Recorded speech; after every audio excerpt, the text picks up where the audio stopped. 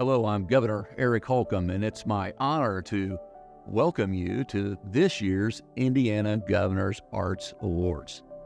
Art is so critical to the very fabric of who we are and foundational to who we will become. The arts community itself plays such a huge part in our state's success, so thank you for the work you've done and continue to do to realize that goal. This year's award recipients once again prove that no matter where you live in our great state, all roads lead to and through the expression of art itself. And I am so encouraged and inspired by the stories of our artists who continue to express the Hoosier story in so many different and unique ways. Each and every one of you have kept your eye on the prize, so to speak, and worked to positively impact the cultural, economic, and educational climate of our great state.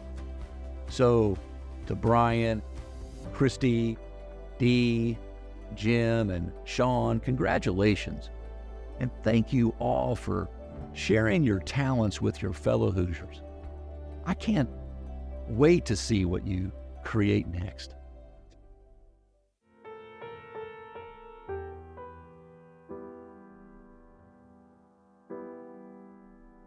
Everybody should have a monologue in their back pocket. Choose executors and talk of wills, and yet not so.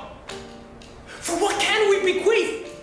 Our lands, our lives, and all our rolling brooks, and nothing we can call our own but the small model of barren earth, which serves as paste and cover to our bones.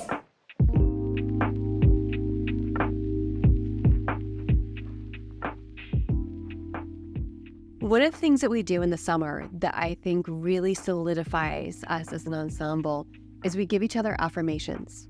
We're able to sign these posters and really say these things that we appreciate about people. Cameron. This is Cameron up here. He's such a good kid. And then this is him as an adult when he went through Air Force boot camp. This is TJ, Tertasha Jeffrey, and she was in the founding group of the Robinson Shakespeare Company, and she has her PhD in linguistics. Aya moved from South Sudan when she was in 5th grade, and now she is a senior at Purdue, and she's pre-med. And these are just reminders that they put up on their walls. It's reminders of when they were brave, of when they got to be somebody strong. They'll hopefully carry that, with them into the future. My name is Christy Burgess. I am the co-founder of the Robinson Shakespeare Company. Currently the director. I've been doing this for 15 years. And Valshana Lucky and I started this in 2008. Valshana Lucky is my partner in greatness. And she is the reason why we have the program now. She found parents, and when they were like, my child's going to do what, take what summer camp, she had enough clout with them and enough trust with them that we were able to build a program. The Robinson Center is a part of the University of Notre Dame. This building is a dream. We are a community center that services people who are 9 months old to adults who are 99. The Robinson Shakespeare Company is called that for Ronelda Robinson. She did so much good work for the people that Notre Dame decided to name the community center after her. I was born in Anchorage, Alaska, and that's where I spent my first 28 years. I'm really lucky to have the mom that I have. Sometimes looking back, I cannot believe the amount of independence my mom gave me. So growing up the way that we did, my father left when I was really young, and it was hard. But it also really taught me a lot about trust. That is something that we need to be able to give our kids, these opportunities to take positive risks. I think what Shakespeare does is it gives the kids the opportunity to be brave. Where are we challenging our kids right now? Where are we asking them to be brave? Let's talk about Indonesia Brown. She said the reason why I can stand up in front of 300 people and talk about how I feel in politics is because of Shakespeare. Distance is relative in Alaska. So my mom had a conference in DC. She called me and she was like, I'll be in your neck of the woods. You can just pop over and pick me up. And you know what? I did. But I don't think it's just to my mom. I think it's also to my kids. If you need me, I'm there. when you're part of the ensemble, when you're part of the Robinson Shakespeare Company, is not just for that moment that you're here. It's for life. You know, it's interesting. People ask about how I approach directing and about how I see plays. Sometimes it might not click right away, but then as soon as it does, I see my path. I know how I'm going to direct that play. Children will rise to the level of expectation you give them. I expect my children to be great, and we've done, about 45 plays. But with our older students, we'll do a full version, and then with the younger students, we'll do a half an hour version. We have full teaching days on Mondays and Tuesdays, and then we have our flagship programs on Thursdays and Fridays. Every child deserves access to the arts, and it worries me that we are missing out on a generation of voices. So what we do is we do bespoke curriculum. So the teachers will talk to us about things that they're working on. They'll also talk about different issues they might be having in the class. When you start Shakespeare when they're young, what does this do? They're learning this emotional vocabulary. They're learning how to be strong, and they're learning how to be vulnerable. So I found acting in high school, and I'm so grateful for that. And I think what we get to do with this program is we get to pull in what they're bringing from home, like their own lived experience. One of the things I love most about my job is I get to follow a lot of them from elementary school to middle school, and that's when I try to pull them over to the Robinson Shakespeare Company. I don't think you can meet these kids and not want to give everything you can. And I think that programs like this aren't going to be successful if you walk in to be like, okay, I'm going to do this because it's good for you. I can do what I do because of Vilshana Lucky, because she was able to bring me in as an outsider, and she took the time to teach me those lessons. It's an amazing thing to do something for 15 years. I see these kids who know that they're going to do Shakespeare, who when you watch them watch those older kids, that you know that they're thinking to themselves, someday that's going to be me. Someday I'm going to be brave. Someday I'm going to do Shakespeare.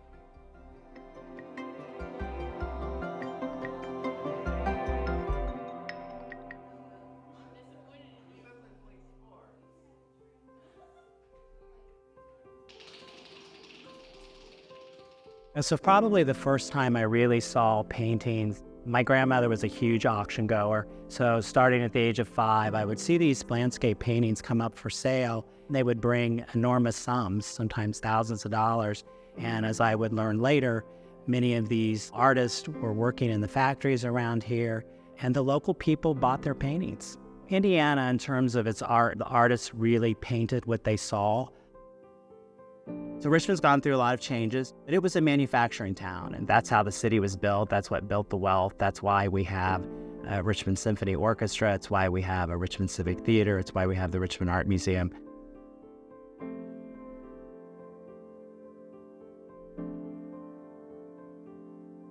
So my name is Shaun Dingwerth. I am the executive director of the Richmond Art Museum in Richmond, Indiana. My grandfather also worked in a local factory. He was what they would call an interior designer. He would do painting on the buses. He could paint an absolute straight line without deviating at all. My father worked in one of the local factories. My dad had a great interest in history and shared that with me. My mom ended up becoming director of nursing, but she also painted part-time, and I think that's where I initially picked up my interest in art. So I grew up in a very small town just north of Richmond, Indiana, called Fountain City. It's the home of the Underground Railroad. I had over 200 acres to roam around, which I think really helped with my creativity and imagination. As a kid, I was absolutely very curious about other areas just because my town was so small, so I had great curiosity in terms of traveling. But I was more interested in drawing giants, pop culture, some of the people I was listening to on music, landscapes as well. Then in 2004, I was hired as the executive director and has served in that capacity since then. Well, the Richmond Art Museum is celebrating our 125th anniversary. We are the second oldest art museum in the state of Indiana, and we are the only known public art museum housed in a public high school. Today, we are housed in McGuire Memorial Hall. It was actually dedicated on December 7th, 1941, Pearl Harbor Day. So at 2 o'clock, when they did the opening ceremony of this building, they also announced the attack of Pearl Harbor. So with the rotating exhibitions, we have 4 galleries. 2 galleries are always devoted to the permanent collection or to regional artists. Other than being the executive director, as I serve as a curator. So I would say quality is one of the biggest things we select. About 2 to 5 works a year are borrowed by other institutions around the United States. The Richmond Art Museum has seen a tremendous amount of growth in my 25-year tenure. One of my goals was to make it just even a regional museum, and that's what we've become. The other thing is we provide an opportunity for Indiana artists to exhibit. A lot of Indiana artists do not get the opportunity to exhibit in a museum. And that's what local people want to see. Not only do we have a great student base, we have people who come from Fort Wayne, we have people from Indianapolis. The Richmond Art Museum is located right along the Whitewater Valley Gorge. The gorge is where all the factories were located. It's where Star Jeanette did the recordings of the first jazz. So the founders wanted to have those early art exhibitions in the school so that kids would have the opportunity to see art. As many as 10,000 people would come to the school to see the art exhibitions. I have a few pieces of my art, but they tend to sit in the closet. Writing has kind of taken the place of drawing for me now. A lot had been written about the Richmond art movement. Over the decades, a lot of that history had been forgotten, so it really offered me an opportunity to write that book. I knew the 125th was coming up, and I decided to embark on writing a second publication about the history of the museum. The book's going to include everyone who exhibited here from 1898 to 2023. There are days that I write and nothing comes. I'm one of those night thinkers. I might have a thought, and then I'll come in that next day and I'll just get it on the computer. A lot of people say I enjoy reading what you write because I can understand it. I want to connect with people. I want people to fall into the story. And so my point of view is making it accessible. I think growing up in a small community with a lack of diversity, I sought out things like art museums. Last year, we had just over 4,000 students come through the art museum. I'm asked often if we're worried about kids and vandalism. And actually, when the kids walk in here, you see an immediate change in their demeanor. They become very respectful. It's amazing to me that how a particular environment can change the way people react. So this is a temporary exhibition, and this is work by Beatrice Vasquez, and this was deliberately selected with the student population in mind. The Spanish classes have been coming down, which has been really great that they've gotten to be able to focus on a Mexican artist. So we look at artists who are great with working with the community. The other thing I ask them to do is not only talk about their art, but how did they get there? I think the arts sometimes are looked down upon as not really a way to make a sustainable living. We know that if the kids are brought to the arts earlier, they're more likely to be art supporters later in life. Personally, I own about 300 works of art, which is crazy. It becomes an addiction. But I think art has allowed me to see the world in a different lens. Obviously, after 25 years, you develop a certain level of confidence. I think one of the great things, too, is learning how to say no as you get older. I've also built a great team. I think that's important. And I think building a good support system, whether it be a good board, good staffing, but also our community has really rallied around the Richmond Art Museum, and it's considered one of the jewels in the community.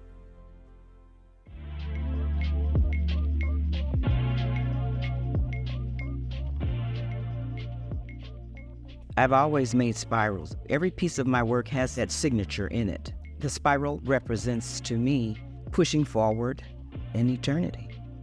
I've always been an old soul. I just don't let things stop me. Like I bring artists. I cultivate artists. I use my voice to get into venues that we would not ordinarily be able to be in. It's not just people of color, that was women as well. I am Reverda-Jennings. I'm an interdisciplinary artist. I am an independent curator, a gallerist. I have created a number of artist-related groups here in Indianapolis, Indiana, and throughout the region. I am the founder and independent curator for Flava Fresh, the annual exhibition presentation series of contemporary fine art, which is currently celebrating our 25th anniversary. Thank you. And I decided to create it where it would be a place that was all-inclusive. And so since I didn't have a brick and mortar, I made it mobile and began showing exhibitions, 5 and 6 exhibitions a year. This is the Sullivan Muntz Museum, not very far from the center of Indianapolis. I like a lot of texture. I like the color and patina. I love the differences in everyone. I think that's why I was such a sponge, and I would appreciate each difference. Part of my lineage is Dominican, Afro-American, and Puerto Rican. So I'm a mixture. I was born in Anchorage, Alaska. I was raised by my grandparents. Well, my grandparents came to be in Alaska because of my grandmother's, one of her brothers. He was in the military, and they were building roads. They call it the Alaska Highway or the Alaskan-Canadian Highway. The people that came from all over the world. After living in Alaska, we moved to Chicago. My grandfather first recognized my creative ability because of my magpie qualities, collecting detritus wherever we went, the rocks and the metal and the rusty bits. Yeah, I used to collect all of that sort of thing. Then I would make little vignettes with it. I got so good I could just swoop it up, and he didn't realize it, and I would have them in my pockets that they would have to shake me out to get out the rocks. What they did was put them in boxes and kept them for me. They nurtured my creativity. It's better for the earth to use recycled things, reclaimed things. These are earrings. I'm not really known for my jewelry making. I would just make it for myself. I said, well, if they made it, I can make it. I attended the University of Chicago. I also took business courses because I felt like at the time, and still as it is today, a lot of people don't believe that artists will make money. They can't make a living. That's not true. I felt that if I took business courses, I would be able to manage myself a lot better. But I learned welding from watching an uncle. When I learned how to weld, it was just another way to make my work better because I'm a continual learner. I always want to learn how to do different things.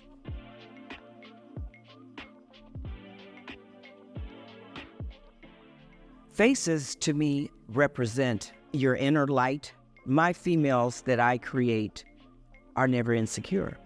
I'm also using the experiences from before as a child to be part of that voice, to say that we're beautiful.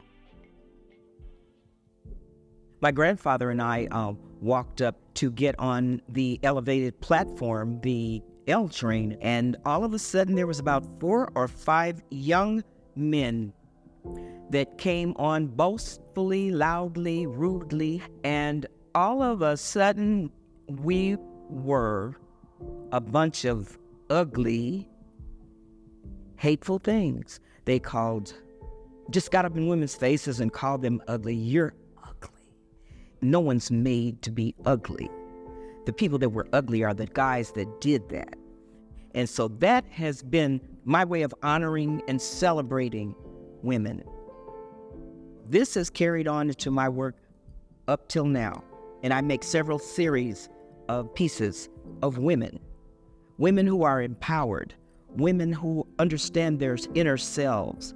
Women who are spiritual, where they take from their predecessors, their ancestors, and they use their connection to them to become powerful.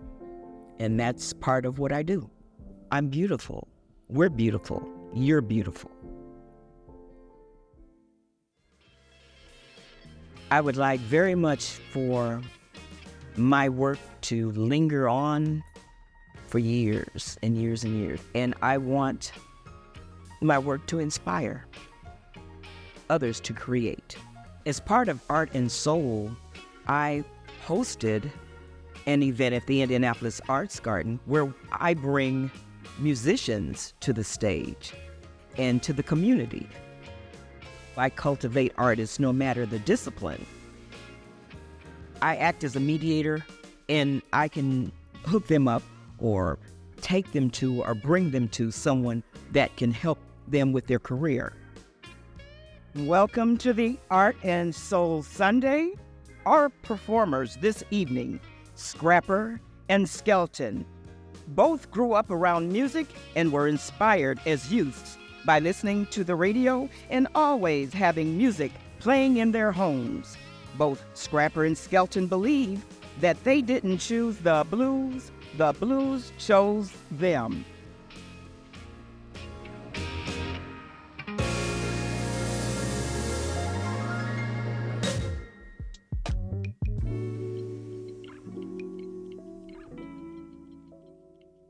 My favorite thing to draw with is a Sharpie marker. I love how clean and how bold the marks are that you make with it, and I actually love that I can't erase it. So as I'm drawing with it, I'm stuck with whatever I make. So I have to decide, okay, I'm going to sit there and be really, really slow and get everything perfect, or you can just surrender to it. And I think getting into that flow gives your work a lot of character, and you really get into the smell. I'm Bryan Ballinger, aka Breadwig, and I'm an illustrator, children's book writer, muralist, 3D computer graphics, toy designer, sculptor, mixing 3D animation as well. So I got a lot of stuff going on right now. I've got a new gallery show coming up, and that's going to be all my 3D printing and 3D sculpture stuff. So all of this stuff here are in progress, and then I've got some more stuff over there you can see on the shelf. Just working like crazy, getting all this stuff done. So this is my new book, The Big Wig Parade, and it's all about these animals that are in the forest, and they have an annual parade where everybody wears a giant wig, and they go into the woods, and they're looking for different things that they can use to create their wigs out of. One of their friends, Haute the rabbit, who keeps shedding fur, they don't realize that he's actually the solution to their problems. So this is a kind of a theme that comes up in a lot of my work, is I love characters, and I love real people too, that are kind of quirky and different, but they end up showing you that they can bring something to the table that no one else can do. So this book and most books take me 3 or 4 months to produce. Probably drew like 20 different wigs for each character. That's one of the most fun parts of the whole process, is just coming up with variations. So it always starts with my drawings. I keep all of them. I have boxes of just tons of doodles and drawings, and that's where all my inspiration comes from. And then I kind of think about what kind of personality the character has, and then the story grows out of that. In 4th grade, I moved to Vermont, and that's kind of where I grew up until I went to college. Yeah, so Chester, Vermont was a town of about 900 people, so not very big. Vermont's just one of my favorite all-time places. The mountains and all the leaves, and in the fall, you can't be beat.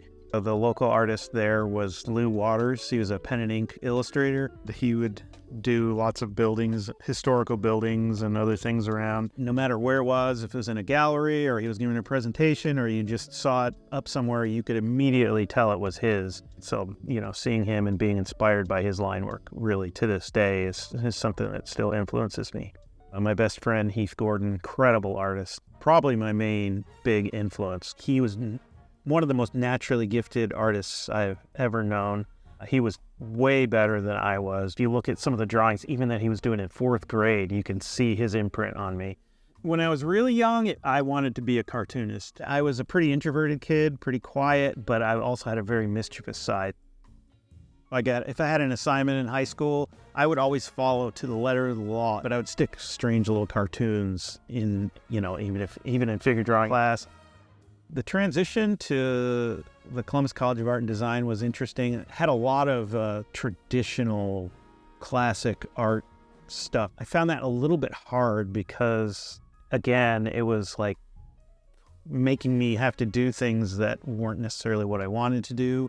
But I can apply that to a super cartoony image and it'll make it, whoa, it'll be great. It'll still be my style, but it's got all these fundamental things that are like pinning it down. And I think that's like one of the best ways to bring out the creativity out of somebody is to have these boundaries and then have them be as creative as they can be within those walls. I've always had a fascination with digital art and computer graphics. When I was doing this stuff for Nintendo Power, I was one of the first people to be using 3D computer graphics for illustration. Then after that, I moved to Chicago, where I worked for VeggieTales. I started in 1998. While I was there, Huntington University was starting an animation program, and so myself and another guy, Steve Leeper, and so we both helped start the animation program at Huntington University.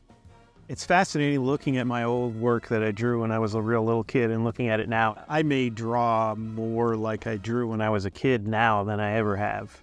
I'm currently one of 2 visiting artists down at the Children's Museum down in Indianapolis, and so I get to do workshops with kids. I'll have them all draw pigs in wigs, and we're all drawing the same thing, and they all look different. Having parents get to see an artist who's made it work as a career, and they can say, yeah, you can make this thing work. When I see students succeed, that's a reward for me. Being a parent of an artist has been great. My child is actually a better artist than I am.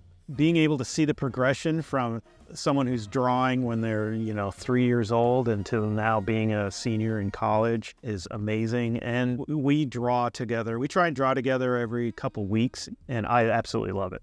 Absolutely love it.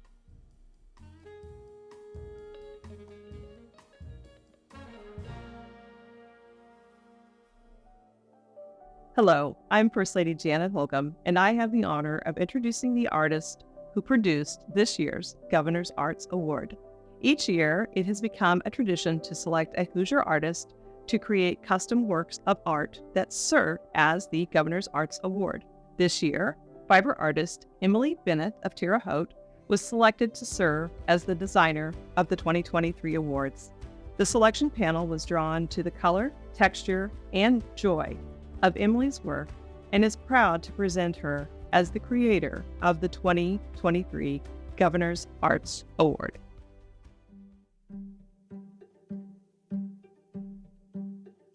Fiber is basically what yarn starts out as. So imagine you have like an alpaca, you're gonna shear the wool, and then the wool is just this fluffy stuff that needs to be processed and dyed. It's so much more than just yarn. It's a binding together.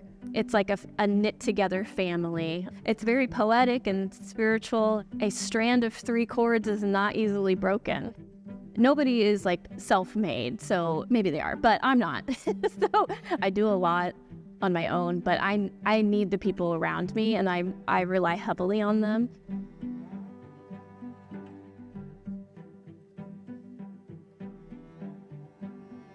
I'm Emily Bennett. I am a fiber artist and the program coordinator at the Community School of the Arts on Indiana State University's campus. We do art, music, and theater programming for kids and adults. I am the dreamer, and my job is to facilitate and hire really awesome people to teach that content. It's on ISU's campus because we like to make sure that everyone at least has the experience of being on the campus and seeing that it's safe and it's a fun place to be. I've lived in Terre Haute my entire life. We are slowly climbing towards becoming more of an arts community, and I feel really excited to be contributing to that. A lot of people feel like they need to move out of their hometowns immediately when they graduate high school or college. If everyone leaves Terre Haute to find opportunities, who's going to stay and create those opportunities? So I want to be one of those people that stays here, makes Terre Haute a more desirable place, and I want my kids to have access to opportunities that might not have existed when I was a kid. My childhood home had a craft room in the basement. I remember spending a ton of time down there. I would always ask for art supplies for Christmas, always receive them. Any kind of hard experiences, I knew that I could go and be in a quiet space and make art. It solidified my identity at an early age. I had to use art to process my feelings, the tragic things that were happening in my home life. So when I was making sculptures that were able to envelop a person, made out of steel. That was very indicative of trauma from my childhood. My dad, he was my protector in my life. He's always been very supportive. He's always there at the end of every festival that I do to help me tear down and put all my stuff in boxes. He's the heavy manual labor guy, excited to come to every art show opening, sad if he couldn't make it, you know, always taking pictures, showing his work buddies, you know, my daughter made this piece of art. In college, I thought that it would be really interesting to create art that has a hard interior, but a really soft and beautiful exterior. When I started creating these metal sculptures, I really related to this sort of rough nature of steel, but I think that I have sort of a cheery exterior that would sort of relate to my own personal journey of having sort of a really hard and difficult experience in life, but sort of turning it around to see the good. So for me, weaving is a lot like how a painter would paint, layer by layer, color by color. To create these awards is sort of a game changer. I can now say, I've done this. I can use this experience to show other entities that I am capable. And so going forward, I will just continue to apply for larger and larger projects. I don't feel limited by my age, where I live, my gender. I don't feel limited by my skill set. In reference to having a very specific point of view, I'm not sure if I really have one yet. My intent when I'm making art, it brings me joy, and I think that is contagious. And because I enjoyed developing it, because I enjoyed the process of becoming better at something, I think that is how I found some success. I want to live in a world that I design. Someone cool said that. And a rising tide lifts all ships. And so I feel like the more art that you can put into the world, the more you can shout from the rooftops that art making is a healer and having arts for all is so important. And that's my goal. I see these 5 people as masters of their craft, professionals in their given field, people to be watched, people to be in awe of. This one is Christy's. I have met her in person. Instead of drawing from the mural on the building, I sort of just use that as a jumping off point to make this from her personality. I included a ton of color. There's a very unique sort of flow to hers. So Shaun's award, a lot of pieces that were in the collection, they had a lot of soft pastel colors. There were some paintings of literal landscapes, but for me, I sort of make these dream landscapes. Maybe you can see mountains or paths or streams. So Dee's award was the first one that I made because I was instantly drawn to her. She makes colorful art. Yeah, I really like to play with texture, and this one has a ton of texture in it, so I wanted this piece to kind of be a little bit wild. For Bryan's piece, there are these bunnies and these little creatures that are purples and blues, and I used those colors for the main weaving. For Jim, he's like an old school guy. I was thinking of a jukebox when I made his, so I kind of did an arch pattern within the arch itself, made the colors mimic his album art. I think that he will be able to relate to and understand that it was inspired by his music. On the Charleston Western Carolina Railroad, I'm going back home in my dreams. Nothing in the South end could be finer. As far as incorporating the sounds of a train in my music, I do that with a harmonica. I can't make a train whistle with my voice. Here we are at the Depot Railroad Museum. It was started here in Salem by a man named Cecil Smith. So he came up with the idea somehow or another to make a replica of the original railroad depot that was here in Salem. 39 high school students built this building. I began to be a railroad modeler in Pekin. That was about 1993. They had the same digital operating system for these trains at the depot that I have in my garage at home. So I could walk right in and volunteer and operate the trains. The person who actually started the whole country music scene named Jimmy Rogers. he was a railroad man in real life. He had a lot of railroad songs.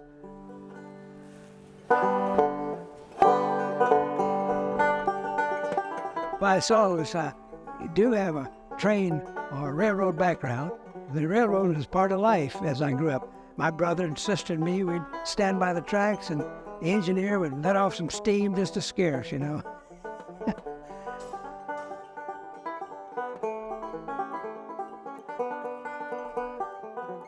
I was born in Walterboro, South Carolina, 1934.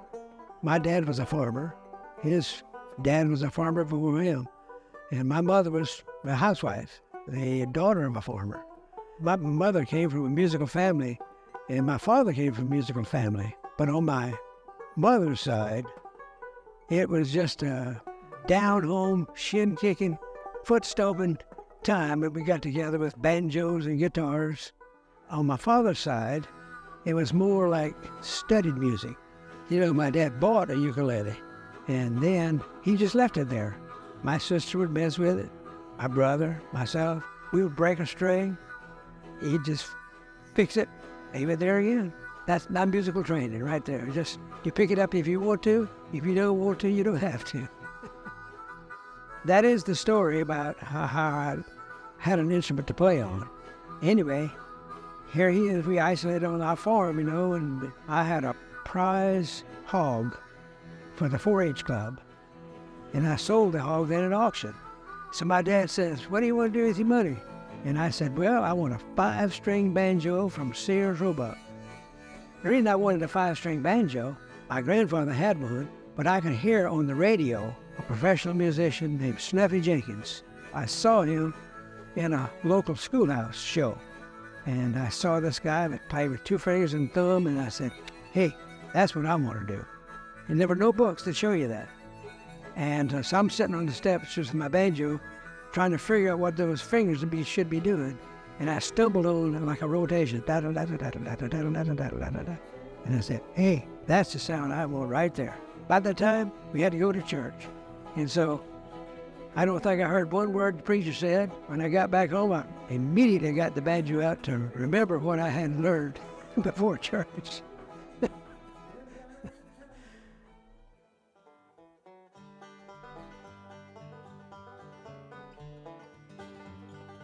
And so the name of the music was not even called bluegrass at that time.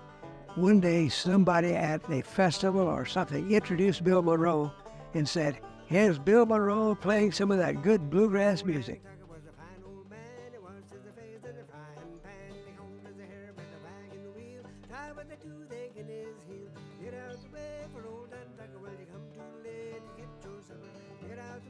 I don't really think about all the playing that I've done. I enjoy playing. Tomorrow I might play at midday for an hour. Yeah, in my career, I've played on 30 songs or more. I recorded for Capitol Records. I made 2 record albums for Folk Lyric Records. One of those records today is handled by the Smithsonian's Folkways. The Dixie Chicks, they recorded one of my songs. I went in the service, and in 1955, I played the banjo 4 nights a week, and the Army even used the banjo to try to get me to re-enlist. They said, "Look at all the money you're making on the side if you're playing the banjo. If we're going to give you another stripe." I said, "No, I think the good old 48 states are calling me back home." So that's what I did. And that's when I got the job with, to play those 4 television shows a week. And so that's why Earl Scruggs hired me to make a separate group from his group. Well, I first met Earl Scruggs in Augusta, Georgia, when I was with Snuffy Jenkins and his group. I was just with them as a 17-year-old, just along for the ride, you know. So I'm learning more about my instrument when I'm playing with these other people now, see. And that, I think that's the whole thing. As you go through life, you play with different people, you try to treat the music differently. You try to fit that music with your instrument. And that's what makes you expand. Bryan Allen lives 22 miles from me. I was going to make this CD back in 2002. I was looking for a guitar player. Bryan, he doesn't just have one style. He adapts to whatever job comes up. It's like working on a Chevrolet. In the north, you have to work on the Ford. Isn't that right, Bryan? Okay, this is my latest CD, and it was done right here in this depot building, made by Traditional Arts Indiana. And I had Bryan on the guitar. I started teaching in 1974 in Louisville, Kentucky at East End Music. Well, I started teaching banjo because I wanted to quit traveling. It's not much of a home life at all when you travel all the time. I've been teaching probably about 50 years in this area, and I've had 1,000 or more students. I just can't even imagine the number. I've taught age groups like from 8 to 80, all in between. Well, I'm 89. I have to say that I'm thankful to the Almighty for the gift of music. It started with me when I was little. Well, I'm thankful for all the people that I've met along the way. That I've learned from them as well. And so I am thankful, for sure, about music. And I enjoy teaching because each person that I teach privately, they're all different. They all come from a different background. They all learn differently. That I've taken what I know and passed it down to somebody else. There's no two people that look at the banjo alike. There's no two people that look at anything alike in life, and that's what I've learned the most about. And that's what I enjoyed the most about. I think if I had all banjo students that were exactly alike, learning the same tune, I think I might quit.